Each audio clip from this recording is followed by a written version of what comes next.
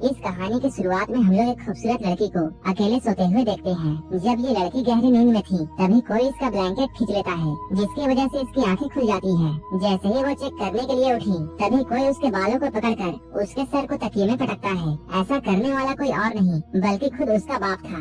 लड़की अपने फादर से पूछती है आपको क्या हुआ, लेकिन वो कोई जवाब नहीं देता और वो अपनी बेटी के जिस्म पर गंदी निगाहों से देख रहा था। अब वो अपने चेहरे को अपनी बेटी के सामने लेकर आता है और वो बोलता है मेरी बेटी कितनी बड़ी हो गई है। ये लड़की अपने पिता की इन बातों को सुनकर बहुत डर जाती है। अब ये आदमी उस लड़की के बालों को छोड़कर उसके चेहरे को छूने लगता है। लड़की डर के मारे रोने लगती है। उसे जरा भी समझ में नहीं आ रहा था कि उसके साथ क्या हो रहा है और तभी उसके फादर यहाँ से चले जाते हैं। जैसे ही अगली सुबह होती है हम लोग लड़की के माँ को खाना बनाते हुए देखते हैं। इस लड़की का नाम मैरी है। मैरी यहाँ पर बैठे बैठे ये सोच रही थी कल रात को मेरे साथ जो भी कुछ हुआ क्या मुझे वो सारी बातें अपनी माँ को बतानी चाहिए। तभी उसकी बहन और उसका छोटा भाई दोनों नाश्ते के टेबल पर आते हैं। कुछ ही देर के बाद में इन लोगों के फादर भी यहाँ आकर बैठ जाते हैं और यहाँ आकर वो ऐसा बिहेव कर रहे थे जैसे कल रात को कुछ हुआ ही ना हो। मेरी मन ही मन में ये सोचती है कल रात को तो ये मुझे बहुत बुरी निगाहों से देख रहे थे, लेकिन अभी ये इतने नॉर्मल कैसे हैं। इसके बाद मेरी टेबल से उठती है और यहाँ चली जाती है। तभी उसकी मदर यहाँ आकर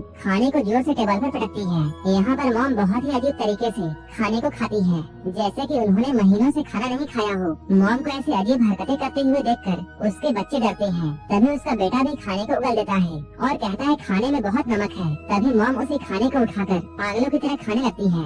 आखिर इस फैमिली के साथ में इतनी अजीब घटनाएं क्या हो रही हैं? असल में इस फैमिली ने जब से एक नए कॉटेज में शिफ्ट किया है तभी से इनके साथ में अजीब सी घटनाएं हो रही हैं। इनके पड़ोसी कभी इनके आंगन में कोई अजीब सी स्टैचू लगा देते हैं तो कभी कोई उनके घर के सामने मरा हुआ जानवर लटका देता है। वहीं फादर हर रात को अपनी बेटी के साथ में अजीब सी हरकतें करते हैं।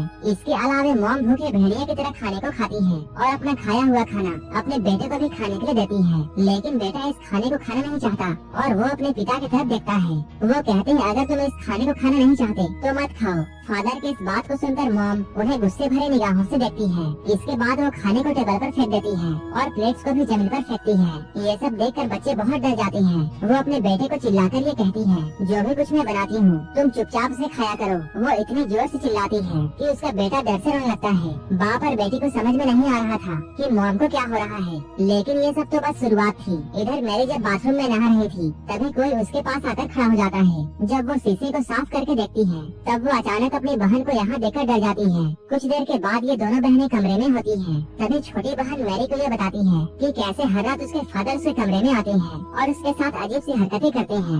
मैरी जब अपनी बहन से इन बातों को सुनती है तो उसे यकीन नहीं होता है कि उसके बहन के साथ में भी वैसा ही हो रहा है जैसा कि उसके साथ हर रात होता है।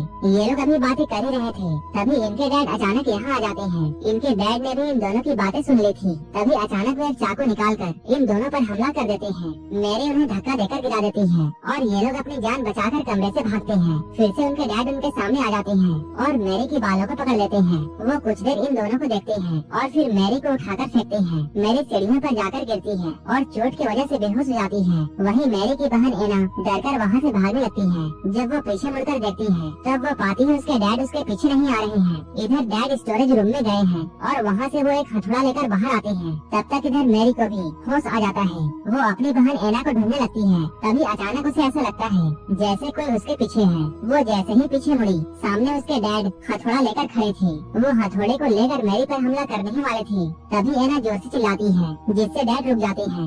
एना एक बैट उठाकर अपने डैड के मुंह पर जोर से मारती है, लेकिन उसके डैड को कुछ नहीं होता। इसके बाद उन्होंने एना पर भी हथौड़े से हमला किया। एना जैसे ही नीचे झुकी हथौड़ा जाकर दरवाजे पर लगता है। तभी नीचे से किसी के आने की आवाज सुनाई देती है। ये आवाज किसी और की नहीं बल्कि इनके डैड की थी जो कि सीढ़ियों से ऊपर आ रहे थे। डैड की आवाज को सुनकर ये आदमी हथौड़े को फेंकता है और दूसरे कमरे में चला जाता है। डैड जैसे ही ऊपर आते हैं यहाँ का नजारा देखकर वो डर जाते हैं। इसके बाद वो अपनी बेटियों को देखते हैं जो कि उनसे डरकर पीछे हट रही थी। तभी डैड के पैरों के नीचे वही हथौड़ा आता है और वो दीवार में बने हुए छेद को देखते हैं। डैड इन दोनों से डांट कर ये पूछते हैं क्या तुम दोनों यहाँ पर लड़ाई कर रही थी, लेकिन वो दोनों कोई जवाब नहीं देती। तभी इनका भाई कमरे से निकलकर इनके पास में आता है। तभी मैरी और एना उसे भागने के लिए कहती है। उसी वक्त एक औरत यहाँ आकर उस हथौड़े को उठाती है जो कि इनकी मॉम थी। डैड अपनी वाइफ को देखती है। तभी वो अचानक से उन पर हमला कर देती है। डैड उसे रोकने की कोशिश करते हैं, लेकिन वो औरत इन्हें धक्का देकर गिरा देती है। मॉम यहाँ पर बहुत डरावनी स्माइल करती है और वो टूटे हुए कांच पर पैर रखकर बड़ी आसानी से अपने रूम में में चली जाती है। नीचे से फिर से किसी औरत की आवाज आती है और ये आवाज किसी और की नहीं बल्कि इनकी असली मॉम थी। वो यहाँ आकर इन सभी से पूछती है कि यहाँ क्या हो रहा है, लेकिन अब सभी लोग उनसे डरने लगते हैं। ये लोग डरते हुए रूम का दरवाजा खोलते हैं, लेकिन अब इस रूम में कोई नहीं था। इसके बाद ये लोग फ्लोर पर पड़े हुए हथौड़े को देखते हैं। मॉम अपनी बेटियों के पास में जाकर पूछती है क्या हुआ है, लेकिन एना और मैरी अपनी मॉम से बहुत डर रही थी। इसके बाद डैड अपने भाई को अपने घर पर बुलाते हैं। इनका भाई चर्च में एक पादरी था। चर्च के फादर यहाँ आकर उन्हें और भी ऐसे ही घटनाओं के बारे में बताते हैं, लेकिन उसका बड़ा भाई इन सब में विश्वास नहीं करता था। रात को ये सभी लोग ये डिसाइड करते हैं कि ये सभी लोग एक साथ एक ही रूम में सोएंगे, लेकिन रात में इनके छोटे बेटे को टॉयलेट आती है। वो बिना किसी को परेशान किए खुद अकेला ही बाथरूम चला जाता है। तभी उसी की तरह दिखने वाला एक बच्चा रूम में आता है। वो एक चाकू को उठाकर अजीब से स्माइल करता है। वो फादर को मारना चाहता था, लेकिन वो उसे नहीं मारता। देखने में ऐसा लग रहा था जैसे कि उसे ऐसा करने में किसी चीज ने रोक दिया हो। आज की रात आराम से गुजर गई। फादर इस चीज से अकेले नहीं लड़ सकते थे, इसलिए उन्होंने अपने सीनियर से मदद मांगी। सीनियर्स आपस में बैठकर बातें करते हैं कि आखिर उस घर में क्या चल रहा है। अब ये सभी लोग वहाँ जाकर प्रार्थना करने का प्लान बनाते हैं। ये सीनियर फादर इस काम में बहुत माहिर थे। फादर अपनी टीम के साथ में शाम में वहाँ जाने का प्लान करते हैं। अब ये लोग उनके घर जाने के लिए निकलते हैं, लेकिन रास्ते में एक कौवे ने उनकी गाड़ी पर अटैक कर दिया, जिसकी वजह से उनके गाड़ी का आगे का शीशा डैमेज हो जाता है, जिससे गाड़ी का बैलेंस बिगड़ा और गाड़ी एक गड्ढे में जाकर गिर गई। वहीं दूसरी तरफ हम लोग डैड को देखते हैं, जो कि अपनी बेटी मैरी को बेड से बांध देते हैं। वो उसे समझाने की कोशिश करती है, लेकिन डैड कहते हैं इन सबको ठीक करने का बस यही तरीका है। आधी रात में फादर खून से लथपथ होकर इनके घर में आते हैं। वो इन लोगों को ये बताते हैं सभी फादर्स मारे जा चुके हैं, इसलिए अब जो भी कुछ करना है हमें ही करना होगा। यहाँ पर मैरी को बेड से बंधा हुआ देखकर फादर अपने काम को करना चाहते थे, लेकिन उन्हें अकेले डर लग रहा था, क्योंकि लास्ट टाइम जब उन्होंने ऐसा करने की कोशिश की थी तब उस शैतान ने फादर के सारे फैमिली मेंबर्स को मार दिया था।